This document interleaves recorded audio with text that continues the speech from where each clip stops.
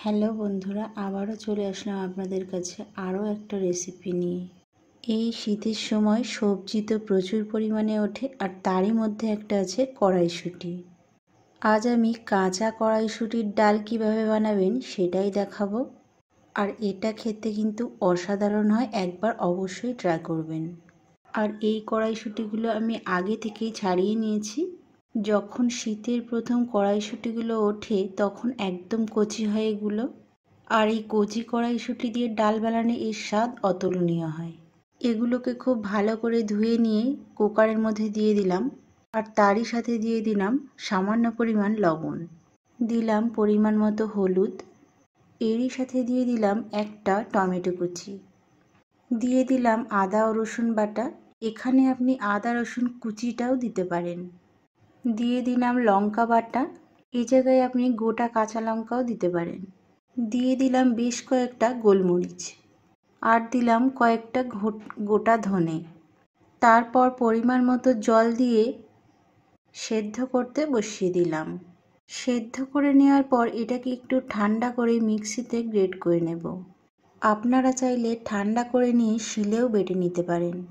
বন্ধুরা, রান্নাটা খুবই সহজ, একটু স্টেপগুলো ফলো করলেই সহজেই এই কড়াইশুঁটির ডাল রান্না করতে পারবেন। এবার এটাকে সাইডে রেখে দিয়ে চলে যাব কড়াইয়ের দিকে। কড়াইয়ে কয়েক চা চামচ সাদা তেল দিয়ে দিয়েছি। এবার দিয়ে দিলাম শুকনো লঙ্কা, আর দিলাম কিছুটা পরিমাণ গোটা জিরে, আর দিলাম কুচি করে রাখা কিছুটা পেঁয়াজ। এবার এগুলোকে একটু লাল লাল করে ভাজা করে নেব। বন্ধুরা, যারা আমার ভিডিওটা ইউটিউব থেকে দেখছেন তাদের কাছে অনুরোধ রইল সাবস্ক্রাইব করে নেওয়ার, আর যারা ফেসবুক থেকে দেখছেন তাদের কাছে আমাকে ফলো করে আমার পাশে থাকার।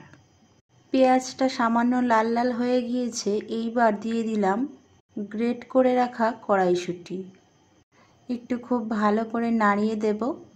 এই সময় ডালটা একটু ঘন আছে, আপনারা যে যেমন পাতলা ডাল পছন্দ করেন সেই হিসাবে জলটা দেবেন। আমি এখানে মিক্সিটা ধুয়েই সামান্য পরিমাণ জল দিলাম। এবার এটা দিলাম লবণ। এবার এটাকে 2 মিনিট ফুটিয়ে নেওয়ার পর নামিয়ে নেব। বন্ধুরা, এইভাবেও আপনারা এই ডালটা খেতে পারেন, কিন্তু এটাকে আরও একটু টেস্টি করার জন্যে আমি এখানে আরও একটু তড়কা দেব। আর তার জন্যে ফ্রাই প্যান বসিয়ে দিলাম, দিয়ে দিলাম সামান্য পরিমাণ ঘি। ঘিটা মেল্ট হয়ে যাওয়ার পর দিয়ে দিলাম হাফ চা চামচ 5 ফোড়ন। তারপর দিলাম কাশ্মীরি লঙ্কা গুঁড়ো। লঙ্কাটা দেওয়ার সাথে সাথেই ফোড়নটা দিয়ে দিব ডালের উপর, তা না হলে লঙ্কাটা পুড়ে যাওয়ার সম্ভাবনা থাকে। রেডি হয়ে গেল আমার কড়াইশুঁটির ডাল। ভিডিওটা ভালো লেগে থাকলে একটা শেয়ারের আশা তো করতেই পারি।